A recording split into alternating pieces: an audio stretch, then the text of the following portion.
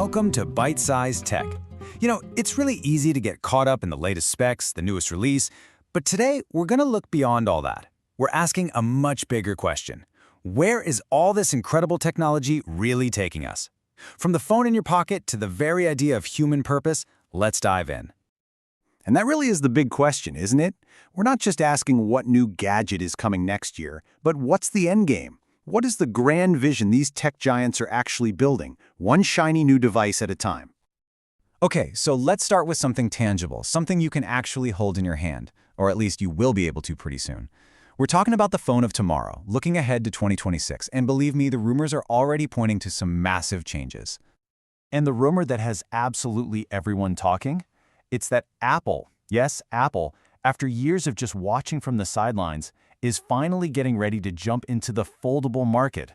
The so-called iPhone Fold could completely shake up the smartphone design we've all gotten so used to. Now, what's really interesting here is that Apple seems to be playing the long game. They're reportedly tackling all those classic problems that the first few foldables had.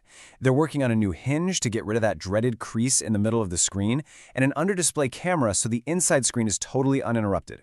It sounds like a really polished device, but yeah, that level of polish is almost definitely going to come with a very, very hefty price tag.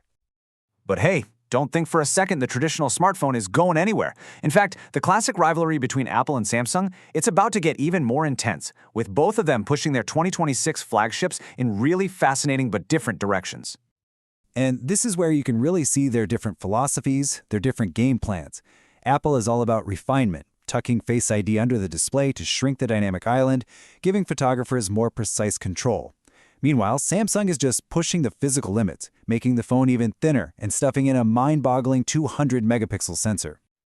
Okay, so all this new hardware is absolutely mind-blowing. But at the end of the day, it's just a fancy piece of glass and metal, right? It's just a vessel. The real magic, the thing that gives it all a purpose, well, that comes from the software. And that brings us to AI. And speaking of software, the AI that we're all starting to talk to every day, well, it's starting to develop something that feels a lot like personality. It's not just about getting the right answer anymore, it's about how you get that answer. Check this out. To really put this to the test, a recent experiment gave two of the biggest AIs, ChatGPT and Claude, the exact same simple emotional prompt, "I'm having a hard time at work." And the way they responded was just incredibly revealing. So first up, ChatGPT. Its response was kind of like that super empathetic but also really practical friend. You know the one. It starts with all this comforting language like, "I'm here for you, that sounds so tough," but then, boom, it immediately pivots to a 5-step, actionable plan to fix things. Claude, on the other hand, took a totally different route. It was less of a problem solver and more like a therapist. Instead of jumping to solutions, it started asking these really thoughtful, clarifying questions, trying to dig deeper into the problem first.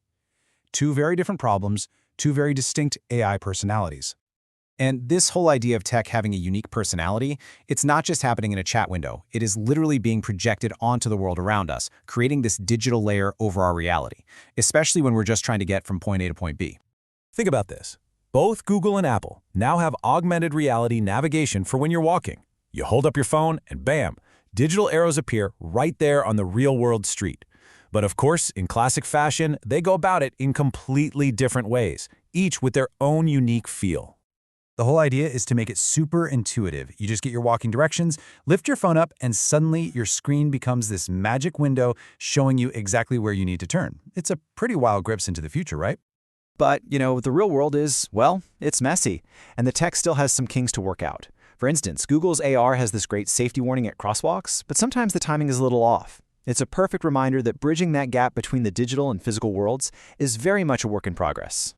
So, the technology is evolving, and the companies building it are evolving too. Which brings us to a huge potential shakeup at the very top of Apple, what could be the biggest leadership transition in tech in more than a decade. Yeah, the word on the street is that Tim Cook, after 14 years at the helm and overseeing an absolutely unbelievable period of growth, might be getting ready to step down as CEO. And it could happen as early as next year. And that just opens up a massive question. A new CEO at a company like Apple doesn't just change the company's direction, it could fundamentally shift the technology that's woven into the fabric of our daily lives. Which of course forces us to ask an even bigger question about our own place in all of this. And that, right there, brings us to the ultimate question. As all of this tech, the hardware, the AI, the augmented reality, gets smarter, faster, and more capable, what does that mean for us? What's our role in this new world? And look, this isn't just some late-night philosophical thought experiment. It's a question that OpenAI's CEO, Sam Altman, recently asked pretty directly. When AI can automate so much of our work, our art, our everyday tasks, what is it that will give our lives meaning? You know, maybe the answer isn't in trying to be as perfect and efficient as a machine. Maybe it's the exact opposite. Maybe it's about celebrating our imperfections. It's kind of like the Japanese art of kintsugi. When a piece of pottery breaks, they don't hide the cracks. They fill them with gold, making the object more beautiful because it was broken. So what does that mean for us? Well, it might mean that as our world gets more and more digital, we'll find our deepest sense of purpose in things that are intentionally analog.